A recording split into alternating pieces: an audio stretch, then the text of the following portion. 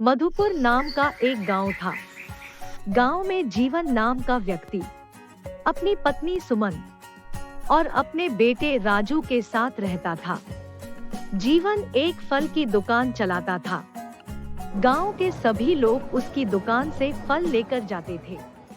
फल बेचकर वो अच्छी कमाई करता था। उसकी अच्छी कमाई देखकर उसका पड़ोसी दुकानदार बहुत जलता था। मैं दिन भर सब्जी बेचता हूँ, फिर भी ये मुझसे ज्यादा पैसे कमा लेता है। एक दिन जब जीवन दुकान पर होता है, तभी उसके घर से फोन आता है। जीवन फोन पर बात करता है।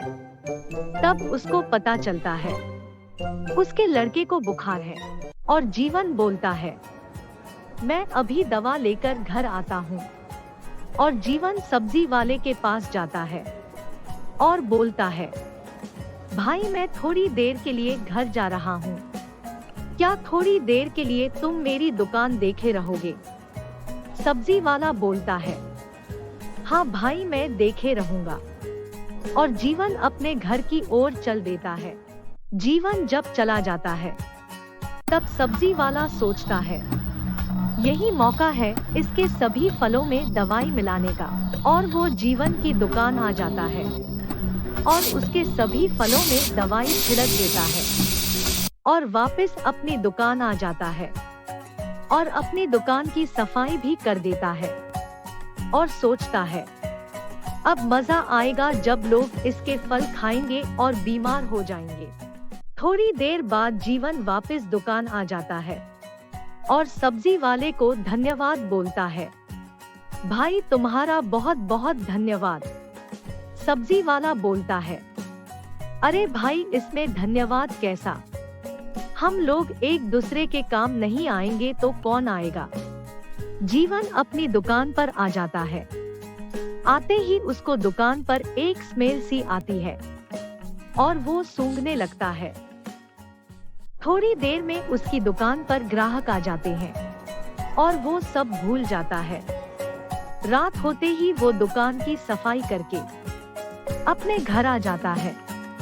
अगले दिन वो दुकान पहुंचकर जब सफाई कर रहा होता है, तब सुबह ही ग्राहक उसके दुकान पर आ जाते हैं। आइए आइए क्या लेंगे? ग्राहक गुस्से में बोलते हैं, तुम्हारे फल जो कल ले गए थे वो सभी खराब निकले। हाँ मेरे भी खराब निकले, मैं तो बीमार होने से बच गया। धीरे धीरे उसकी दुकान पर भीड़ बढ़ने लगी और सभी लोग उसके फल वापस करने लगते हैं।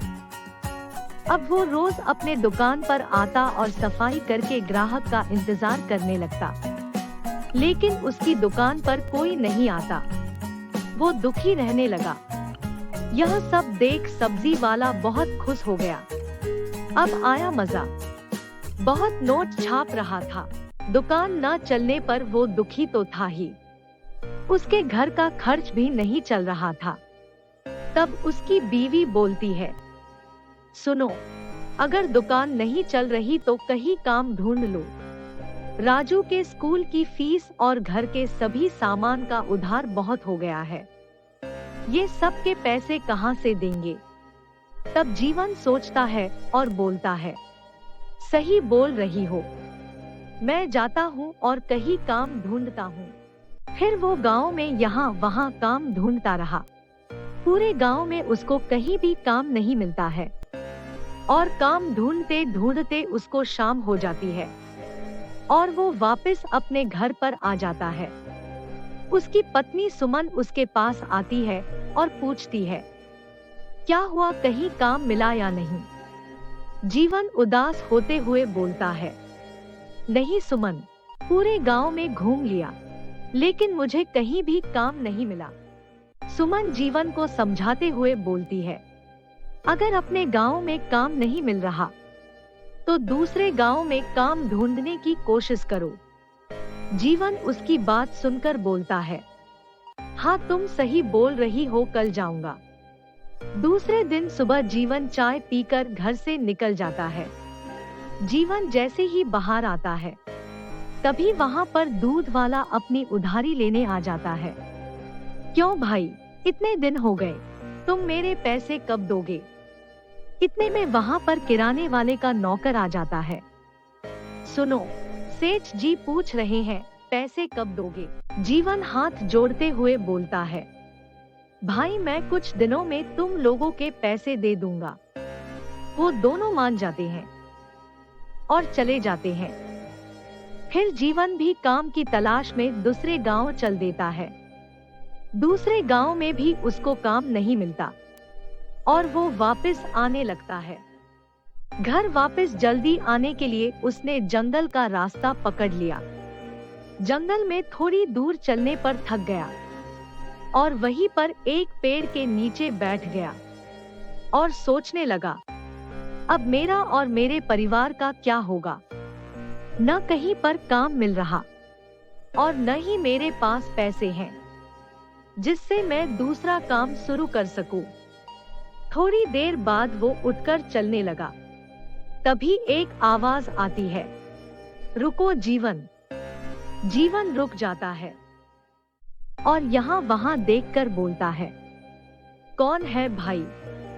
दिखाई क्यों नहीं देते हो? थोड़ी देर में एक आवाज फिर आती है, जीवन मैं वही पेड़ हूँ जिसके नीचे तुम बैठे हुए थे। जीवन पीछे मुड़कर पेड़ की तरफ देखता है और हैरान हो जाता है। जीवन बोलता है, बोलने वाला पेड़।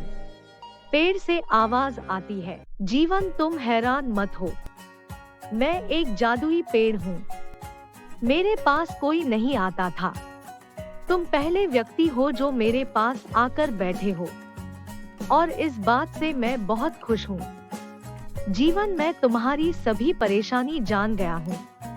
तुम मेरे पास लगे इस पौधे को ले जाओ और अपने घर पर लगा लेना और इसको सिर्फ 7 दिन तक बहुत अच्छे से पानी देना। 8वें दिन ये पौधा एक पेड़ बन जाएगा और तुम्हारी सभी परेशानी खत्म हो जाएंगी।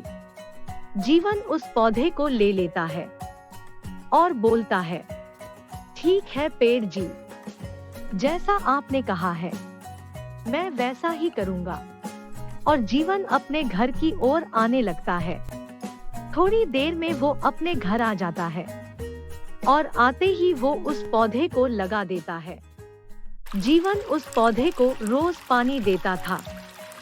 7वें दिन जब वो पानी दे रहा होता है, तब जीवन की पत्नी सुमन उससे पूछती है, सुनो, आज 7वां दिन है, क्या सच में ये कल पेड़ बन जाएगा और हमारी परेशानियों को दूर कर देगा?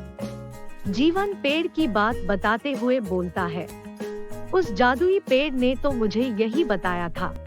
देखते हैं कल क्या होगा। दूसरे दिन जब सुबह होती है और जीवन घर के बाहर आता है, आते ही वो चौंक जाता है। वो देखता है कि वो पौधा अब पेड़ बन चुका है जिस पर फल लगे हुए हैं। जीवन उस पेड़ के पास आ जाता है। अरे ये तो जादुई पेड़ है। पेड़ से आवाज आती है, हाँ जीवन, मैं एक जादुई पेड़ हूँ। जीवन, तुमसे मैं बहुत खुश हूँ क्योंकि तुमने रोज नियम से मुझे पानी दिया और मुझे बड़ा होने में सहायता की।